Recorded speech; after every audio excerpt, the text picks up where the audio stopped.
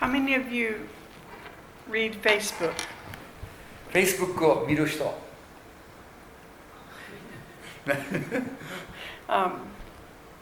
I'm not really familiar with all these new holidays and new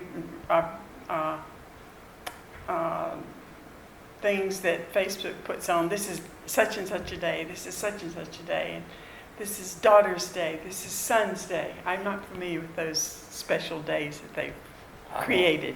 最近 Facebook がいろいろ何々の日ということをいろいろ作ってるので、娘の日とか息子の日とかそのいろいろそれねあんまり詳しくありません。A week ago, a week and a half, 2 weeks ago, I don't know. It was Daughter's Day. I didn't know that. This past week. This past week.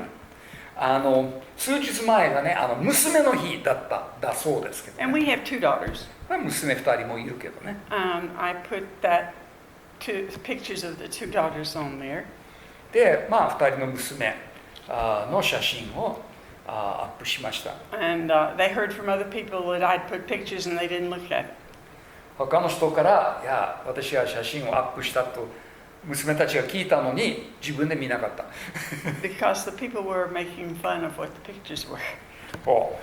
その写真をちょっとバカにしてたみたいですけどね。But I put the scripture from Psalm 127. しかし詩編127編をもちょっとアップしました。It says, "Sons are a heritage from the Lord; children are a reward from Him." Verse 3. これ3節で、見よ、子供たちが主の賜物、鯛の実は報酬である。And it's not just about daughters; it's about children. これが娘だけでないんですね。これは子供のことですね。One of my friends in England was really insulted by this is Daughter's Day. イギリスの一人の友達がこれ娘の日ということでちょっと気を悪くしました。She has 6 or 7 children. 6、7人の子供もいます。And one of them was a cocaine syndrome child, and he died several years ago. で、その一人がコケイン症候群で数年前亡くなりました息子だったんですけどね。So she put a picture of all of her children and said, "It might be Daughter's Day, but all of my children are important."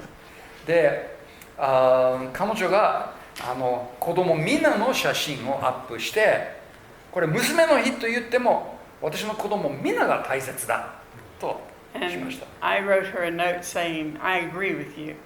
で、私は彼女にメッセージを送って大賛成だよとね。I also thought sons would be insulted by not being thought valuable. また息子たちが尊ばれないのがちょっと怒るかなと思ってました。But this morning, when I looked at Facebook, it said, "Today is Valuable Sons Day." Today is Sons Day. しかし今朝 Facebook 開いたら息子の日だそうです。And I just laughed. I don't have any sons, but that's all right. I think sons are valuable. でそれを見て笑っただけで自分に息子がいないけど息子も尊ばれるべきだと。And I feel like this verse from Psalms is a very important verse for any parent to know. けどこの詩編127の3節がどの親でもしっかり覚えておくべきと思います。That's not the only thing I wanted to share. 分かち合うのはそれだけでない。It's about understanding the children that you have. それは自分の子供を理解することですね。And this has come up several times, especially in this past week. これが特に過去1週間のうちに何回も出てきたことですけどね。This is from Romans. これはローマ人への手紙。Chapter 12. 12章。And it's something that was taught to us about 25, 30 years ago. 私たちがこれを習ったのは25、30年前ぐらいのことだったんですけど、 And it helps in dealing with children. これ子供を扱うのにすごく役立つ。 It helps in dealing with your siblings, your family, your friends, your work people, and your enemies. 自分の兄弟、自分の親戚、自分の友人、自分の同僚、自分の敵と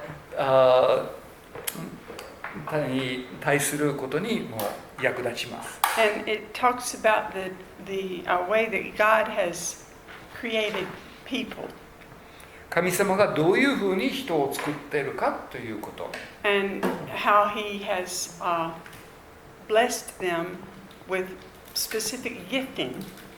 で、神様が、具体的な賜物を通して一人一人を祝福しています。 And chapter 12 from 6 verse 6, it tells about the different gifting that God has given.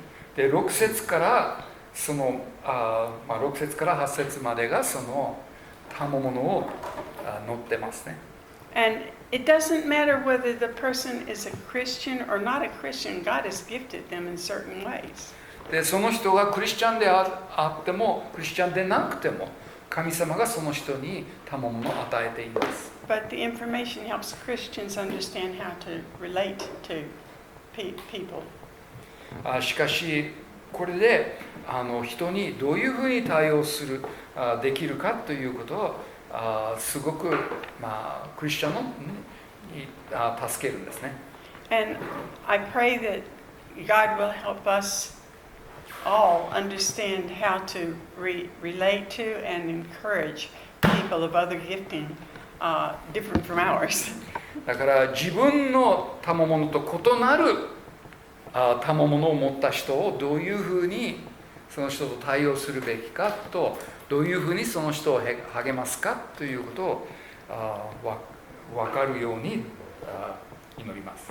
I'm thankful for how God has used this passage to help certain people in our family and our lives who've had massive problems, but understanding God gifted them in this way and how to relate to other people has helped them in numbers of ways.